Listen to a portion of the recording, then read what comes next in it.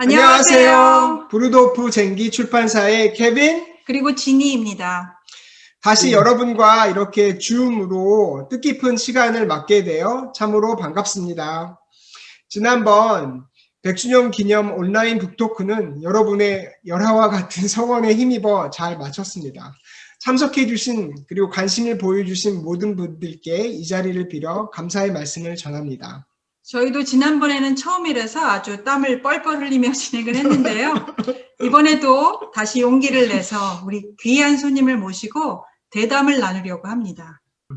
그럼 오늘 이야기 손님이신 이상규 교수님이십니다. 교수님 안녕하세요. 안녕하십니까. 반갑습니다. 네, 반갑습니다. 저희 오늘은요, 교수님 모시고, 이상규 교수님 모시고, 초대교회와 아나바티스트들의 평화신앙을 알아보고요. 현재 그리스도인들이 어떻게 따를 수 있는지, 우리들이 배울 점은 무엇인지를 알아보도록 하겠습니다. 먼저 교수님의 양력을 저희 지니가 낭랑한 목소리로 소개해 주시죠. 우리 이상기 교수님은 백석대학교 석자 교수시고요. 평생을 한국 교회사와 초기 기독교회사, 종교개혁사와 개혁주의 신학을 파고든 왕성한 연구자이십니다. 고신대학교에서 교회사를 여러 해 가르치셨고요. 호주 장로교회, 선교회가 보유한 자료를 발굴하여 한국 초기교회의 모습을 조명하기도 하셨습니다. 2019년부터 백석대학교의 석자 교수로 부임하셔서 여전히 활발한 강의와 연구를 이어오고 계십니다. 네, 교수님 너무 얼굴 뵙게 돼서 반갑고요. 물론 직접 뵙고 대담을 나누면 더 좋겠지만 이렇게 줌 방식으로나마 대담에 응해 주셔서 감사드립니다. 오늘 특별히 교수님 모신 이유는요. 저희 브루도프가 지향해온 아나바티스트의 무저항, 평화신념에 대한 교수님 생각을 듣고 싶어서 모셨습니다. 네, 우리 교수님은 어린 시절 한국 전쟁 직후에 한국의 재건을 돕기에 찾아온 메노나이트, 선교사들이 세운 직업학교를 다니신 거로 알고 있는데요. 그때 이야기를 들려주실 수 있을까요? 네, 사실 제가 6.25 전쟁이 나던 이듬해 1951년 1월 달에 출생을 했습니다. 그리고 전쟁 중에 제 아버지가 세상을 떠났고 1살 때였습니다. 그리고 제 어머님이 41살에 과부가 되었어요. 그래서 어릴 때지만 그 전쟁의 그 아픈 상처를 가지고 그렇게 성장을 했고요. 근데 제가 초등학교를 졸업할 때 제 고향이 경상북도 영주라는 곳인데 그에서 아주 농촌이었습니다. 초등학교 졸업했을 때 비교적 농촌에서 공부를 잘했지만 중학교 진학할 만한 형편이 되지 못했어요. 그런 가운데 대구에 있는 메노나이트 중고등학교를 알게 되었습니다. 이 메노나이트 중고등학교는 한국에 6.25 전쟁이 일어나고 나서 전쟁 고아들, 전쟁 미망인들 이런 분들을 위해서 미국에 메노나이트라는 교회가 있어요. 메노나이트라고. 메노나이트 교회 중에서도 그 안에 구제와 국제 협력을 취급하는 것이 MCC인데 메노나이트 센트럴 커미티 MCC라는 단체가 전쟁이 일어난 한국의 고아들에게도 교육받을 수 있는 기회를 만들어줘야 된다 그래가지고 학교를 설립했어요. 그 학교가 우리 지인 선생님이 말씀하신 바처럼 메노나이트 중고등학교인데 실제로 학교 교육은 직업교육을 중시했습니다. 일단 고아들이니까 학교를 졸업한 다음에 살아가야 되기 때문에 근데 그 학교 입학 자격이 고아나 극빈자만 입학을 할 수가 있었어요. 동란 중에 고아만 10만 명이 생겨났잖아요. 엄청난 사람이 무상교육을 시키니까 그 학교 가고 싶어 했습니다. 근데 저도 극빈자라는 이유로 그 학교 지원을 했는데, 뭐 사실 지난 일이지만 엄청난 경쟁률을 뚫고 제가 합격을 했습니다. 근데 그 메노나이트 중고등학교가 대구 근교 경산에 있었습니다. 6년 동안 제가 중학교 과정, 고등학교 과정 6년 동안 교육을 받았는데 학비가 완전히 무료였습니다. 완전 무료였고 심지어는 교과서, 그 다음에 학용품, 그 다음에 기숙시설까지 다 무료로 그렇게 공부를 시켜줬어요. 그때 제가 그 메노나이트를 처음 알게 됐죠. 근데 그때 학교는 구호 사업은 했고 교육 사업은 했지만 메노나이트에 대해서 전혀 말하지 않았습니다.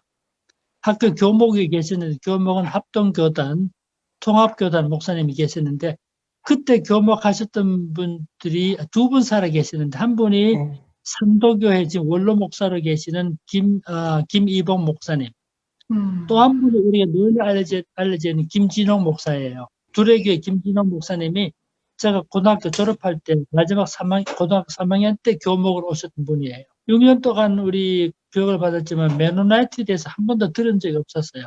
그러나 그때 말은 안 했지만 그 당시 메노나이트 선교사들 와서 일하고 있었어요. 참고로 말씀드리면 1951년에 그 학교가 설립되고 71년에 문을 닫습니다. 20년 동안 교육 사업을 했어요. 왜 20년만 했느냐면 베트남 전쟁이 일어나고 나니까 베트남이 월남이 우리보다 더 시급하다 그래가지고 월남으로 철수해 갔습니다. 그래서 51년부터 71년까지 20년 동안 교육 사업을 했는데 그때 메노나이트 그때 그 선교사로 부르지 않고 팍스 평화란 뜻이잖아요. 팍스맨, 피스맨, 팍스맨을 불렀는데 75명이 와 있었어요. 시기는 달랐지만 같은 기간에 일한 분 많지 않았지만 그때 제가 옆에서 보니까 저렇게 사는 것이 신자의 모습이구나. 아주 말은 가르치는 안 했지만 제가 굉장히 감동을 받았는데요. 첫 번째가 정말 검소하게 살더라고요. 검소하게. 근데 미국 사람들도 그 런닝을 입을 때 런닝, 덩어리가 찢어진 런닝을 입고 다닌다든가. 아주 우리가 그냥 보기에도 검소하게 살고, 두 번째는 노동을 일하는 거, 노동을 아주 중요하게 생각하더라고요. 그 일하지 않고 노동의 대가 없는 수입은 반대하잖아. 메노나이트 교도들이. 그런 교리나 원리 몰랐는데 그때 보니까 우리 학생들도 하루 2시간씩 노동했어. 그러니까 고2 되고 고3 되면 대학 갈 준비도 해야 되는데 아무런 이유가 없습니다. 모든 사람이 하루 2시간씩 농장에서 혹은 뭐 채소밭에서 다 일을 했습니다. 그게 노동을 소중하게 생각하더라고요. 세 번째가 진짜 평화라. 우리가 평화지향적인 말은 안 했지만 그 삶이 보니까 그분들 회의할 때 보니까요. 회의할 때 토론합니다. 토론하는데 뭐 다툰 일 없지만 거의 만장일치에 도달할 때까지 그렇게 회의를 해요. 그래서 서로 의견이 다르면 금방 결정하지 않고 시간을 가지고 늦추고 해서 의견이 통합될 때까지 기다리더라고요. 이런 것들 좀 보니까 이런 것들이 메노나이트 정신이구나. 자, 특별히 그때 배운 것 중에 한 가지가 검소한 삶의 방식이었어요.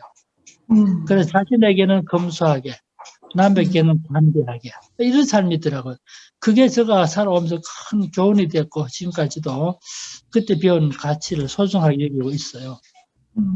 그래서 제가 사실 메노나이트 알게 됐고 나중에 제가 신학대학에 공부하면서 가서 은혜 베풀었던 그 교파이기 때문에 의무감에서라도 이들 좀 연구해서 한국에 소개해야 되겠다는 생각을 하게 됐습니다.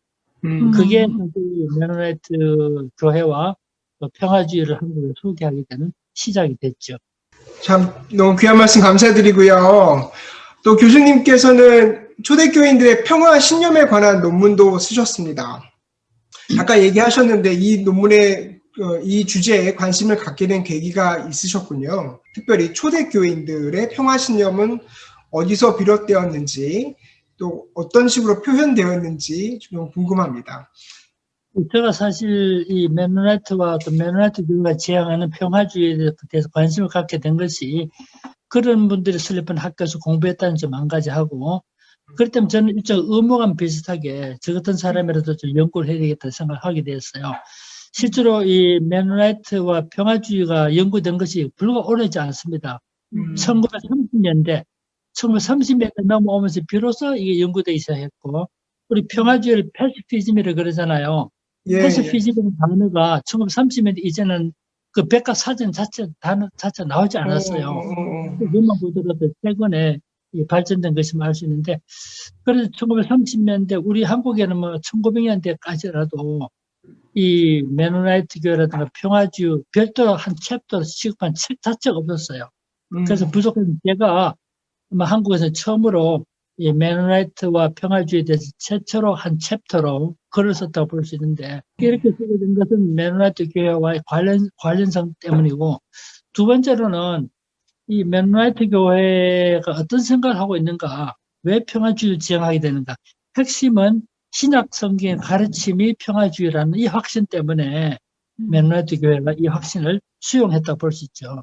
실제 예수님도 베드로에게 칼을 다시 칼집을 꼽으라 하지 않았습니까? 예, 예. 오른밤을 치거든 왼밤도 돌려대라. 오리를 가져는 자기 심리까지 가라. 이렇게 말씀하시면서 무저항, 비폭력, 안갚지 않음 이런 가치들을 가르쳤는데 이것이 맨노나이트 교회 중에 정신이 됐다고 저는 그렇게 보고 있습니다. 저는 그때 중학교 때부터 그때 맨노나이트 학교에서 하루에 30분씩 예배를 드렸어요. 매일마다. 예. 아침에 교회로 모이면 먼저 첩불에 가서 강당에 가서 30분 예배 드렸어요. 그래서 보통 맨노나이트가 이런 것을 한 번도 가르치지 않았지만 그걸 들으면서 아 신앙이 이런 것이구나 알았는데 결국은 기독교 신앙이라는 것은 오리를 가자는 자 신비를 가고 겉옷을 다른 자에게 속옷까지 줘 말하자면 거절하지 않는 것이 신앙의 삶이구나 이런 생각을 하게 되었어요. 그래서 제가 사실 결혼하게 됐을 때 우리 젊은 여성이 저에게 한번 만나자 했을 때 거절하지 않는 것이 신앙이기 때문에 만났습니다. 만나서 이런 이야기 저런 이야기 하는 가운데 저기 결혼할 상대가 있는 거 물어보더라고요. 아직 결정되지 못했습니다. 그랬더니 그러면 어떤 사람과 결혼하기 원합니까? 그래서 의견을 말했습니다. 그랬더니 그럼 저와 결혼합시다 하더라고요. 거절하지 않는 것이 이제 신학이기 때문에 결혼하게 되죠. 맨노나이트 교회가 도움을 필요로 한 사람에게 거절하지 않는 이런 삶을 지향하더라고요. 그래서 지금도 맨노나이트 교회는 북한을 돕고 있어요. 이 평화를 지향하는 이 맨노나이트 교회는 도움이 필요한 사람에게는 적과 아군이 구분이 없습니다. 누구든지 도움이 필요한 사람에게는 도와줘야 된다는 이런 생각을 하고 있기 때문에 기본적으로는 거절하지 않는 삶의 가치 이게 맨노나이트가 저에게 가르쳐준 중요한 생활의 철학이라고 볼 수 있습니다. 감사드리고요. 교수님 말씀하신 것처럼 그 신약 성서에 나온 그 그리스도 예수님의 가르침이야말로 평화주의가 좀 핵심이지 않습니까? 그리고 그것을 이제 잘 따라가려고 했던 초대교회에서 사실은 평화주의가 많이 발현되잖아요. 이제 그 맨노나이트보다 좀 더 거슬러 올라가서 그 초대교회가 갖고 있었던 평화 신념들 그리고 그 신념들이 그 당시 이제 막 로마 그 식민지 하에서 어떻게 드러났는지 그래서 초대교회 이야기로 좀 넘어갈까 합니다. 좋습니다. 실제로 맨노나이트 교도들 16세기 생겨난 교파지만 이분들이 볼 때 초대교회라는 것이 평화지향적이었다는 확신을 가졌기 때문에 이 초대교회가 보여줬던 평화지향적 가치를 개성하려고 했던 거죠. 그런데 실제로 초대교회 보면 예수님의 가르침도 그랬고 사도 바울도 그랬고 사도 바울도 인사말 중에 항상 했던 말이 은혜와 평강이 있을지어다. 우리말로 우리가 평강을 번역했지만 사실 평화 아닙니까? 에베소 2장에 보면 예수님의 사역을 말할 때 유대인과 우리 사이에 벽을 허시고 우리가 화평케 하셨다. 또 화목케 하셨다. 우리말 성경에는 화목, 화평, 평화 이런 각기 다른 말로 사용됐지만 사실 헬란말은 같은 말이에요. 에웨네, 평화는 말이에요. 평화. 그러니까 초대교회 예수님의 가르침이나 사도 바울의 가르침이나 신약 성경에 보면 진짜 평화가 얼마나 소중하게 강조됐는지 알게 된 거죠. 그러니까 초기 기독교 교부들도 평화지향적인 가르침을 하게 되고 그래서 진짜 초대교회는 비폭력, 안갚지 않음, 무저항 이런 것을 중요한 가치를 여겼죠. 이것이 초대교회가 지향했던 평화주의적 생각이었다 볼 수 있고요. 그러다가 사실 313년 우리가 기독교 공인을 받잖아요. 그리고 392년 로마 제국 국교가 되잖아요. 그리고 4세기를 거쳐가면서 기독교에 큰 변화가 생깁니다. 그래서 우리 역사를 공부하는 사람은 이렇게 말해요. 4세기 이후의 기독교를 그 이전의 기독교 구분하기 위해서 콘스탄틴적 기독교 4세기 이후를 우리 영어로 콘스탄티니안 크리스티아니티를 그러죠. 콘스탄틴적 기독교를 그럽니다. 왜냐하면 4세기 이전은 평화주의를 지향했는데 이 4세기 이후 거쳐가면서는 기독교 로마 제국이 국교가 되고 나니까 국가의 종교가 되고 나니까 로마 제국의 전쟁을 하게 되면 교회가 그 전쟁을 정당화시켜 줄 수가 없게 된 거죠. 그러면서 4세기 이후를 거쳐가면서 기독교가 제가 볼 때 두 가지 가치를 상실합니다. 첫 번째가 뭐냐면 평화주의. 그래서 4세기 이전에는 평화주의였는데 4세기를 거쳐가면서 이제는 평화가 절대적인 것이 아니고 이제는 전쟁이 정당하다면 전쟁을 받아야 된다. 그러니까 전쟁의 정당성은 그 전쟁이 정당한 전쟁을 할 수 있는 정당한 이유가 있는가. 그러니까 결국은 4세기를 거쳐가면서 정당 전쟁론을 받아들이게 되니까 결과적으로 보는 전쟁을 받아들이게 돼요. 인정해야 되는 거죠. 이게 초대교회가 지녔던 한 가지 가치 상실이고 또 한 가지는 초대교부들이 놀라울 정도 물질에 대해서 많이 가르쳤어요. 물질에 부에 대해서 부의 위험성에 대해서 많이 가르쳤습니다. 야, 그 당시 왜 이렇게 부에 대해서 많이 가르쳤는가?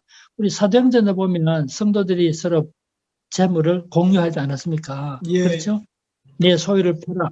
우리 아시다시피 내 소유를 팔아 가난한 사람에 나눠주라 할 때 팔아라는 말이 문법적으로 미완료형인데 미완료형이라는 말은 반복적이라는 뜻이죠. 그래서 내 재산을 갖고 있으면서 사회재산을 거부하지 않았죠.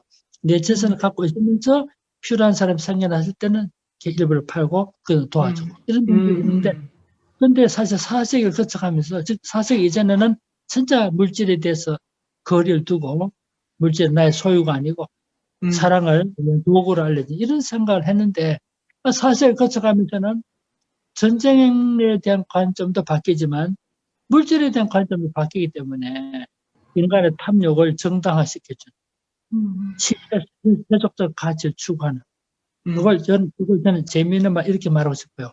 4세기 전에는 낙은의 공동체였습니다. 낙은의 공동체. 근데 이제는 4세기는 안주 공동체. 마치 우리가 이 땅 영원히 사는 것처럼 권력의 관심을 가지고 물질의 관심을 가지고 그런 식으로 변화를 거쳐갔다고 봅니다. 그래서 4세기 이전의 기독교를 보다 근원적인 초기 기독교, 이 기독교가 평화주의를 지향했던 그런 공동체였다. 그렇게 볼 수 있는 거죠. 초기 기독교의 모습은 현재 한국 교회가 갖고 있는 모습과는 굉장히 달랐을 것 같아요. 그래서 이제 2000년이 지난 현재의 독자들에게 초기 기독교회가 어떤 모습이었는지 조금 예를 들어서 몇 가지 좀 더 이야기해 주시겠어요? 제가 사실 뭐 부족하지만 초기 기독교 어땠던가 뭐 글도 좀 쓰고 책도 이제 만들고 그랬었는데요. 예. 평화주의 문제만 아니고 또 물질의 문제, 재물에 대한 문제도 쓴 적도 있는데 저는 한마디로 이렇게 말하고 싶어요. 초기 기독교인들이 지향했던 삶은 두 다리는 이 땅에 두고 있지만 생각은 이 세상을 초월해 있었습니다. 그래서 재미있는 말 이런 표현을 해본 적이 있습니다. 이 땅에서는 심리적 이민자들이 몸은 이 땅에 살고 있지만 실제로 이 땅을 벗어나 있는 그런 삶을 살았기 때문에 그 도널드 크리비라는 사람이 있어요. 미국의 메노나이트 학사인데 이분이 이런 책을 썼습니다. 이런 말을 했는데요. 초기 기독교인들이 지향했던 가치는 그 시대 가치와 너무 달랐기 때문에 초기 기독교인들이 보여줬던 가치는 upside down kingdom. 뭐랄까. 위와 아래가 바뀐 뒤바뀐 거죠. 사실 오른밤을 때리거든 왼밤도 돌려 그렇게 해서 못 살아가잖아 지금은. 근데 우리 평화지향적인 교회는 지금도 그런 가치를 가르치는데 이 땅의 가치를 볼 때는 완전히 뒤바뀐 거죠. 그런 데는 upside down kingdom이다. 그런 표현을 쓴 적이 있는데 초기 기독교는 저는 그래서 이렇게 생각해요. 이 땅에서 우리가 나그네 지나지 않는다.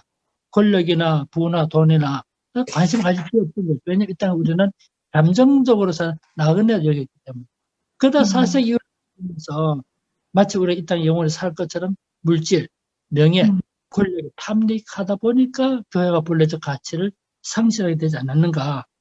그러니까 독일에 에밀 브룬다는 학자가 있어요. 에밀 브룬다 말 한국에도 많이 알려진 분인데 에밀 브룬다 참 재밌는 말 했더라고요. 기독교가 에클레시아가 키리해로 바뀌면서 변질이 했다. 에클레시아도 교회, 키리해도 교회인데 키리해도 독일말 교회 아닙니까? 키리해로 바뀌면서 변질이 했다. 에클레시아 할 때는 초기 기독교를 의미하고 키리해로 할 때는 좀 제도화된 교회, 4세기 이후의 기독교 그렇게 재미있게 표현할 수 있었어요.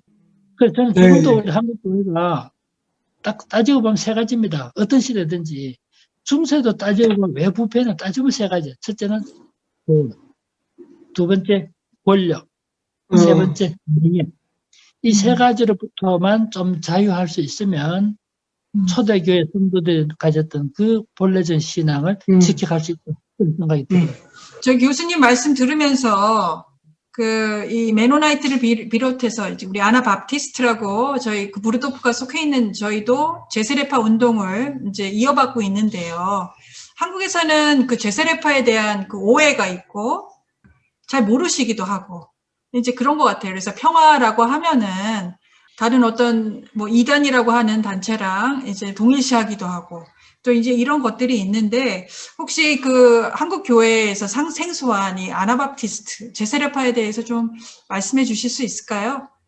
네, 사실 뭐 저보다도 또 이제 메노나이트 계통을 일하는 분도 계시기 때문에 그분도 더 잘 말할 수 있겠지만 저는 뭐 역사를 공부한 사람으로 말씀드린다면 우리 16세기 종교개혁이 일어났잖아요. 독일 중심으로 루터 개혁 운동은 나중에 루터파로 발전해 갔고 스위스에서는 사실 세 가지 형태의 기획이 있었어요. 스위스에서 첫째 스위스에서 독일어 사용적인 쭈리히를 중심으로 한 이 찌빙글리 개혁 운동이 있었고 그 다음에 같은 스위스지만 불어 사용 지역에 있던 제네바를 중심으로 칼빈의 개혁 운동이 있었고 세 번째가 사실 제세례파 운동인데요. 찌빙글리를 중심으로 이 쭈리히에서 개혁 운동이 전개될 때 나중에 제세례파라고 불린 이 그룹들이 찌빙글리와 함께 동료였습니다. 찌빙글리의 개혁 방식이 국가 권력에 너무 많이 의존을 했고 또 개혁이 완만했기 때문에 여기 만족하지 못했던 인문주의자들이 결국은 찌빙글리와 결별합니다. 스위스에서 형성된 최초의 제세례파 그룹인 형제, 서로를 형제를 불렀는데 이 제세례파 운동이 시작된 거죠. 그런데 제세례파 운동이 한 나라에서 한 군데로 시작한 것이 아니고 복수운동으로 출발했어요. 그래서 시작으로 볼 때는 찌빙글리와 함께 일했던 일부 사람들이 찌빙글리가 지나치게 국가 권력 의존적이고 두 번째 너무 완만한 계획에 반기를 들고 나온 그룹이 최초로 제세례파 운동이 된 거죠. 이분들이 제일 중요하게 했던 것이 사실은 유아세례를 반대한 겁니다. 왜 유아세례를 반대냐면 국가교회 체제에서는 내가 태어나면 자동적으로 그 나라 국민이 되잖아, 시민이잖아요. 자동적으로.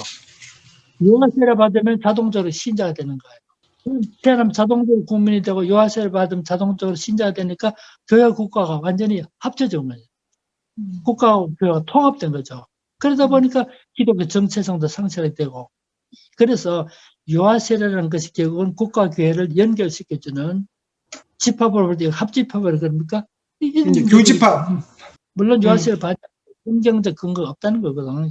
그래서 유아 때 세례를 받았다 할지라도 성인이 된 다음에 자기 스스로 신앙을 고백하고 받는 세례를 우리 영어로 believers baptism이라고 그렇습니다. 예, 신자의 세례.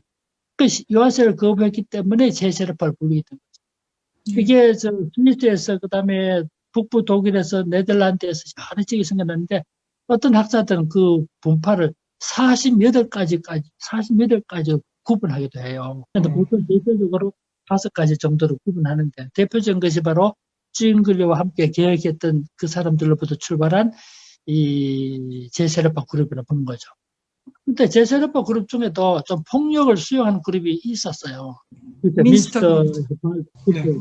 그렇지만 그런 것들이 견적은 사회 문제를 많이 일으키기 때문에 조금 후기했던 메노사이먼스는 평화주의를 지향하게 된 거예요. 따지고 보면 이 제세례파는 16세기에 일어난 신학운동이지만 초대교회가 지녔던 비폭력, 평화주의 이상을 계승하고자 했던 신앙그룹이다라고 볼 수 있고 여기서 볼 때 메인스트림 아니니까 소수그룹으로 남아있던 거죠. 그러다 보니까 알려지지 않았고 그러다 보니까 탄압을 받았고 그리고 우리 교회 역사에서 볼 때 가장 심한 탄압을 받은 그룹이 이 제세례파 그룹이었어요.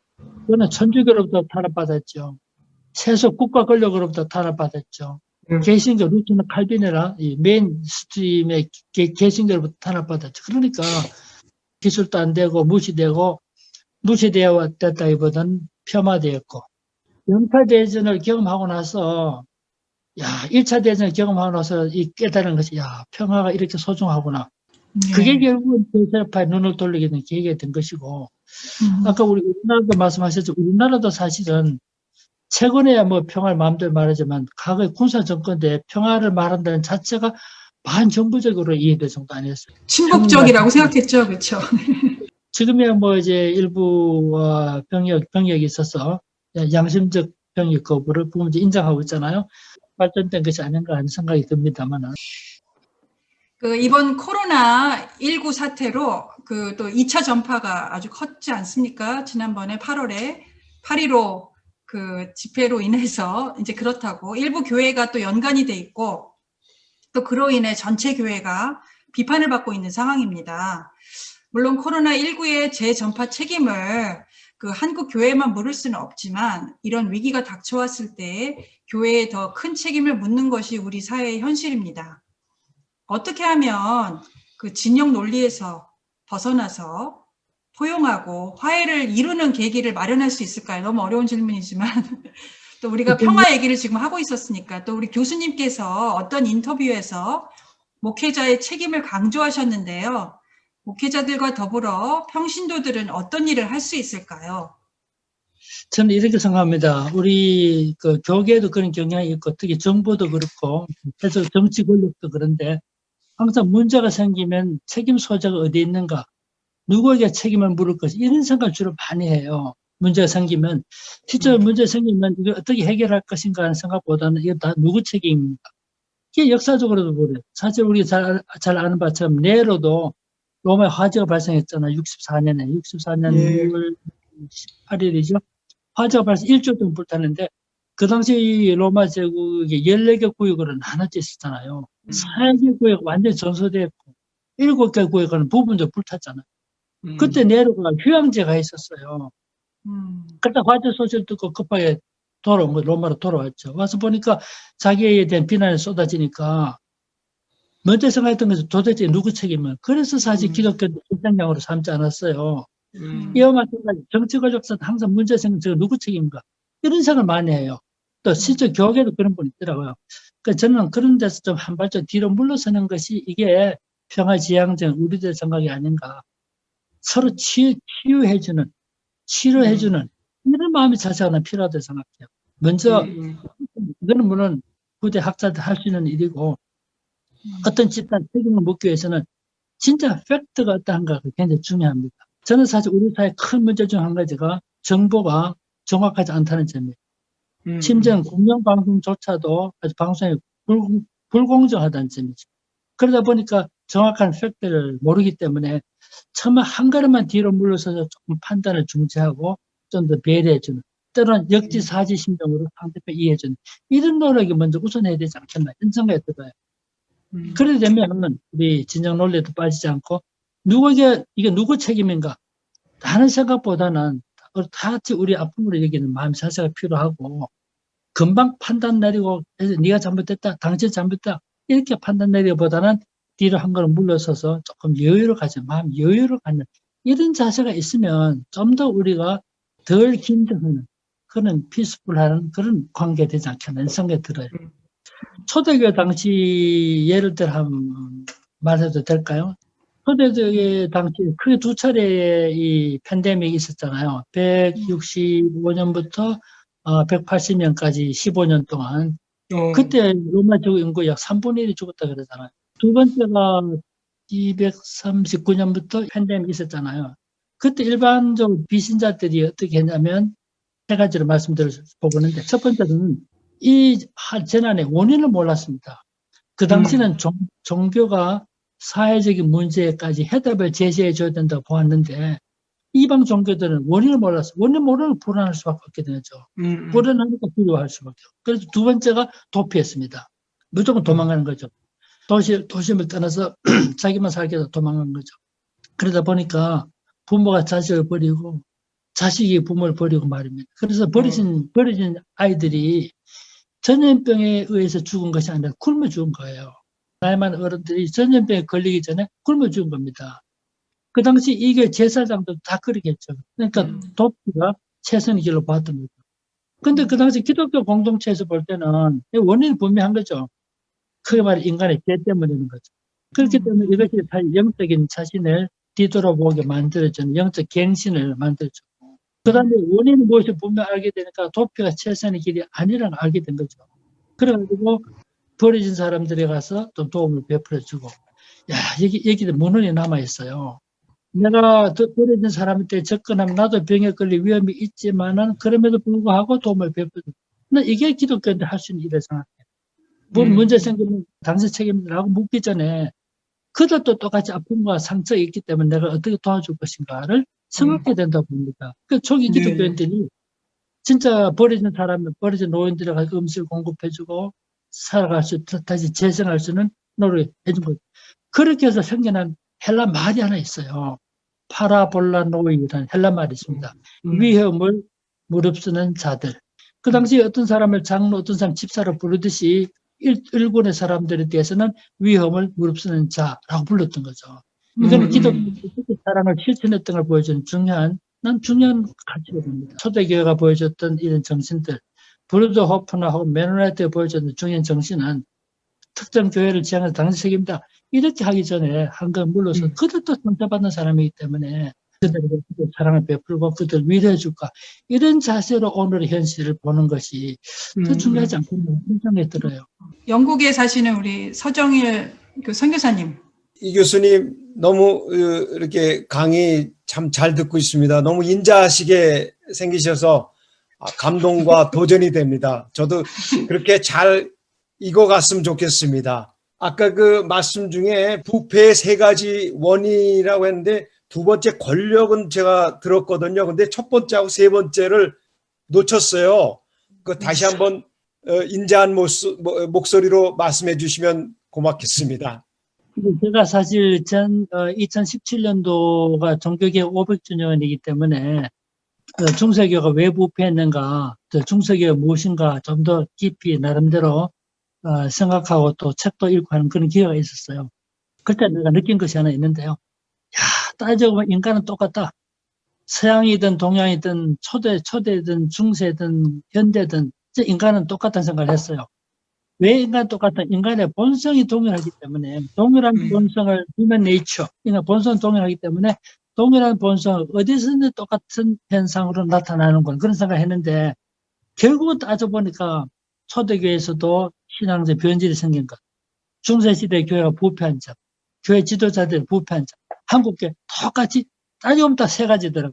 그 첫째로는 돈에 대한 탐욕, 물질에 대한 탐욕, 두 번째는 권력에 대한 지향, 권력 지향성, 세 번째 명예에 대한 욕심.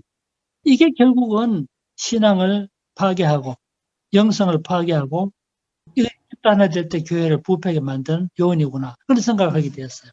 그걸 보면서 시기에는 달라도 똑같이 물질에 대한 탐욕, 권력에 대한 지향, 그다음 명예에 대한 욕심, 이 3가지만 버리면 보다 더 순수해지고 하나님 교회가 보다 더 거룩한 교회가 될 수 있지 않겠나 그런 생각을 했습니다. 그걸 물으신 거죠? 예, 아멘. 고맙습니다. 귀한 말씀. 지금 이 시대도 되게 중요하게 적용돼야 할, 우리가 주님 가는 날까지 이것은 우리 기독교인으로서 늘 가지고 도전되고 또 그런 쪽으로 이런 그 물질에 대한 탐욕이라든가 그 권력에 대한 지향성, 명예라든 욕심 같은 걸 버릴 수 있는 그런 초대교회 같은 그런 심정이 가져야 되는데 늘 그 세상하고 양다리를 이렇게 아까 말씀하셨지만 이 두 다리는 이 땅에 있다 보니까 자주 이런 게 틈새를 노리는 것 같아요. 사탄들이. 그걸 잘 이겨내기를 저도 열심히 노력하도록 하겠습니다. 고맙습니다.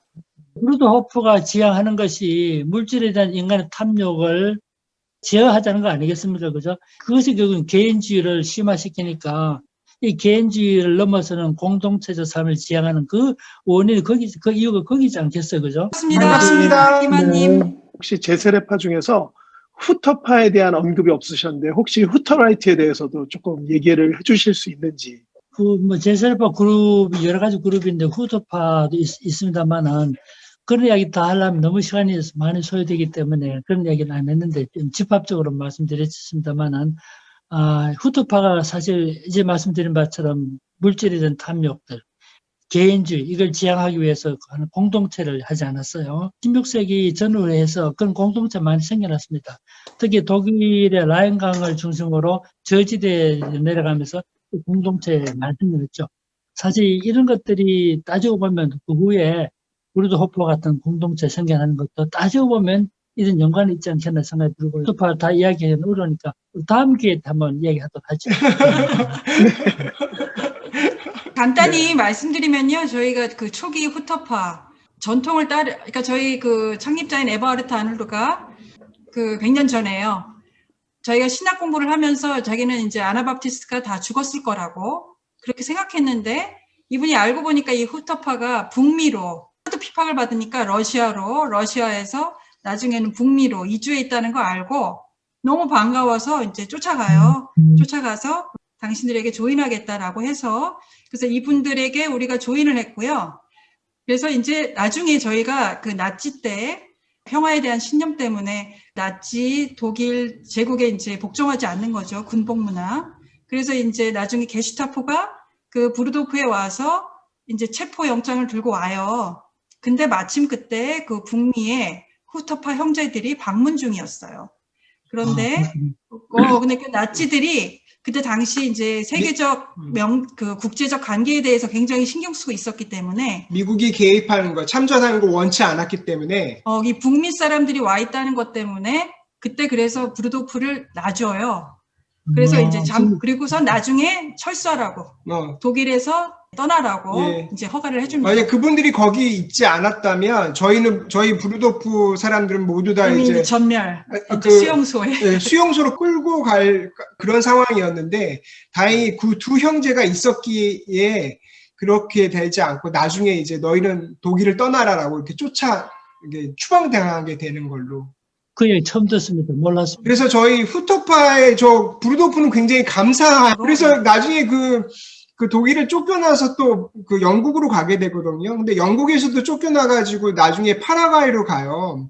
근데 파라과이에 이미 메노나이트가 와서 그 정글을 개척하며 살고 있었기 때문에 그 정착하는 과정에서 메노나이트의 도움을 많이 받습니다. 그래서 부르도프는 후터파의 도움도 받았고 메노나이트의 도움도 받은. 그리고 영국에 갈 때는 퀘이커들이 초청해줬어요. 그런 역사를 갖고 있습니다. 그래서 이런 다국적 사람들, 영국 사람, 독일 사람, 또 지금은 이제 한국 사람, 뭐 이런 사람들이 다국적으로 살 수 있도록 오히려 국가에 매이기보다는 하나님 나라에 속한 사람, 하나님 나라의 백성으로 살기 위해서 저희가 이렇게 평화를 이루며 국경마다 너무너무 장애가 심한데 하나님 나라 백성은 전 세계인이 함께 형제 자매로 살아야 된다. 그런 저희 평화신념을 저희가 실현하고 있습니다. 실현하려고 노력하고 있고요. 또 다른 질문 주실 분이 여기 기다리시고 계시거든요. 예, 안녕하세요. 예, 우리 김복기 우리 총무님이시고. 예. 지금은 총무는 아니고요. 문선주 자매님이 총무님이시고요. 제가 생각하기에는 이상규 교수님께서는 우리 한국 사회에서 1세대 메노나이트이신데 어떻게 보면 우리 사회에 사회에도 이렇게 원로가 필요하고 원로라는 것이 뭐 이렇게 존중받는 영적 지도자라고 저는 생각을 해요. 저희 후배들한테 많은 거를 나눠주실 수 있는 분이라고 저는 생각을 해요. 그래서 은퇴 후에 이렇게 하시고 싶으셨던 일과 여기 한국에는 아나베프티스트도 있고 후트라이트 다녀오셨던 분들도 있고 메노나이트 그다음에 이렇게 부르도프도 막 이렇게 생겨나고 있고 한데 아나베프티스트 후배들에게 주시고 싶은 거 무엇인지 좀 궁금해졌고요. 저는 사실 과거에 메노나이트 교회에 도움을 받았고 6년 동안 도움을 받았기 때문에 그 사랑의 빚을 갚아야 된다는 이 의무감 때문에 사실 좀 관심도 가지고 있는데 저는 사실 장로교인입니다. 장로교 중에도 리포음드 처치인데 개혁주의를 지향하는 장로교회입니다. 근데 사실 장로교회 또 장로교 신학교 교수이시면서 제세력파에 대해서 연구도 하고 또 관심도 좀 한다. 일본에 저를 비난하는 분이 있었어요. 이상희 교수님 도대체 장로교는 왜 그렇게 제세력파는 칼빈이나 루터는 제세력파 이단으로 봤는데 이단적인 그렇게 하는 예를 들면 이런 식의 공격을 받은 적이 있었어요. 근데 제가 개인 이야기지만 제가 무슨 교단의 정치에 관여한다든가 좀 미움을 받았다면 상당한 어려움이 있었을 텐데 저는 순수하게 공부만 하고 했기 때문에 그런 점은 없었습니다만 고신대학교 35년 동안 근무했습니다. 그래도 제가 속한 교단에 지향한 신학은 이러하지만 그래도 우리는 메노나이트 교회로부터 배울 점이 많다고 생각하고 중세적 사고로 말하면 내 아니면 다 이단이 네가 정탐 우리 모두 이단 그런 사고였지만 이제 신명성에 넘어오면서 사실 제세력파, 특히 메노나이트 교회가 보여준 중요한 한 가지 중에 진리는 하나뿐입니다. 보통 일의성이라 말하는데 그것만 아니고 당신도 진리지만 나도 진리일 수 있다는 사실이 그것이 근대사를 너무 인정받았잖아요. 그래서 저는 개인적으로 소속은 장로교에 소속돼 있지만 이 메노나이트 교회가 가르치는 진짜 아름다운 초대교회적 전통을 이어가려는 산상보훈적 삶을 사는 제자도 이런 것들 소중한 가치로 생각하고 있고요. 그래서 제가 앞으로 하고 싶은 게 몇 가지 있습니다만 저는 초대교회에서 원래 저 전공은 한국교회에서 하기로 했습니다. 그렇지만 초대교회 공부에 관심을 가졌던 이유는 도대체 본래적 기독교가 어떤 것인가? 아드 폰테스를 말했잖아요. 원천으로 돌아가서 본래적 기독교를 회복해내는 것이 중요한 관심사였기 때문에 그렇게 하게 됐고, 제가 한 40년 넘은 것 같은데요. 호주 맥쿼리 대학이라고 있습니다. 그때 참 좋은 교수를 한번 만났습니다. 에드윈 저지라는 분인데, 이분이 로마 사회사를 공부하신 분인데, 이분을 통해서 신학교에서 배우지 못했던 정말 중요한 걸 많이 배웠습니다. 교수님이 책이 있는데 책이 아주 난해하기도 하지만 압축적으로 책을 썼기 때문에 번역을 해도 좀 마음에 들지 않습니다. 그래서 그걸 제대로 번역해내는 일을 저 앞으로 해야 될 중요한 과제로 생각하고요. 또 한 가지는 우리 3세기까지의 초기 기독교의 성장, 부흥, 발전, 이 문제를 쓴 독일의 하르나겐 학자가 있습니다. 책을 보면 정말 공부 많이 하신 분이고 책도 너무 좋은 책이에요. 그 책을 한번 어떻게 번역할 수 있으면 좋겠다.